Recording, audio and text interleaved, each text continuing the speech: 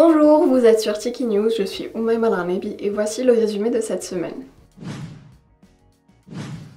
Covid, en cette période de fin de Ramadan, la Tunisie enregistre cette semaine une moyenne de 1400 nouveaux cas par jour et plus de 2600 personnes atteintes sont actuellement hospitalisées. Un chiffre alarmant qui témoigne de mesures sanitaires très peu respectées.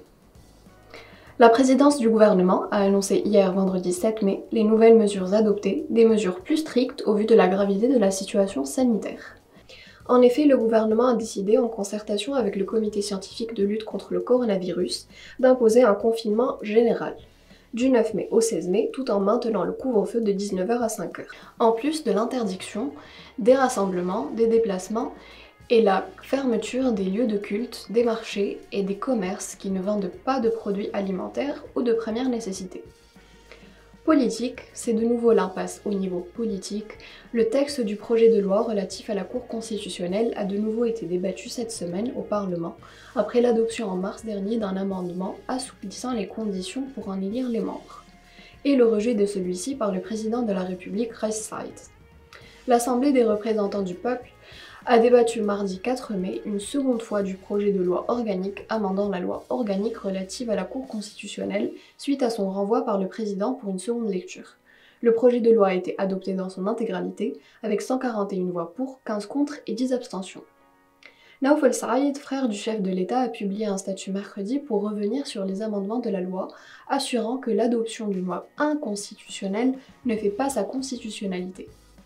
Habib Khadir, neveu de Rachid Ghannouchi, s'est quant à lui prononcé dans un statut Facebook sur sa page officielle et a présenté certaines remarques quant à la position de Naouf El-Saïd. Selon ses dires, dans un état de droit, si le président de la République ne ratifie pas le projet de loi dans un délai constitutionnel, soit ce samedi 8 mai, il sera dans une situation de violation permanente de la Constitution. La députée et chef du parti d'Historiens Libres, Rabia Moussi, a assisté cette semaine à une session parlementaire portant un gilet pare-balles et un casque de moto, déclarant qu'elle devait porter cet équipement de protection, ingénieux pour le moins, pour se protéger des menaces qui la ciblent au sein de l'Assemblée parlementaire, après qu'on ait interdit l'accès à ses agents de sécurité.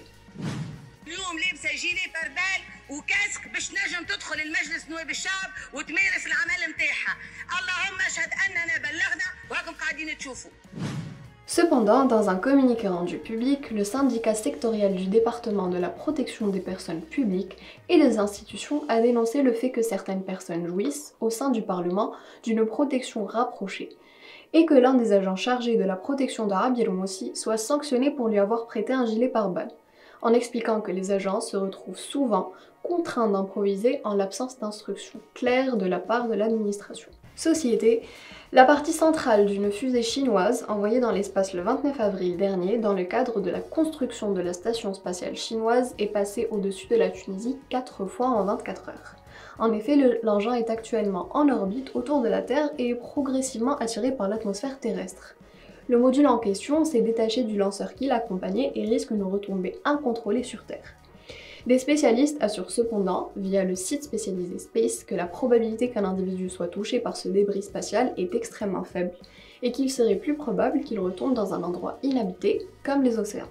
L'AEK a infligé une amende de 20 000 dinars à la chaîne de télévision AT TV pour violation des règles de conduite relatives à la publicité. La chaîne n'aurait pas diffusé de jingle spécifique annonçant le début et la fin de ses spots publicitaires et aurait dépassé le temps consacré à la publicité de 5 minutes. Il s'agit d'une récidive de la part d'AT TV qui a déjà écopé en février dernier d'une amende de 10 000 dinars pour les mêmes motifs. Économie, les grandes lignes du programme de réforme que la Tunisie présente au Fonds monétaire international ont été annoncées.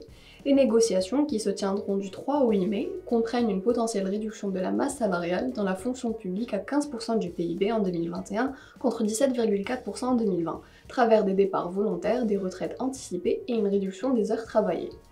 Le chef du gouvernement, Hichem Mechichi, a également déclaré que le programme cherchera à obtenir un prêt de 4 millions de dollars auprès du FMI et a affirmé que la Tunisie est confrontée à une dernière chance pour sauver son économie. Le porte-parole du FMI a affirmé jeudi 6 mai que l'institution se tient prête à venir en aide à la Tunisie. Sport, handball.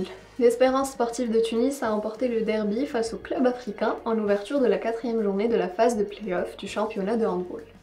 Le ST est leader avec 8 points et le club africain est quant à lui deuxième avec 6 points. Football, l'Espérance de Tunis s'est imposée contre le Stade tunisien avec un score de 1-0 lors de la 22e journée de la Ligue 1 Pro et emporte ainsi son 31e championnat. Merci de nous avoir suivis sur CKnews et bonne semaine à vous tous.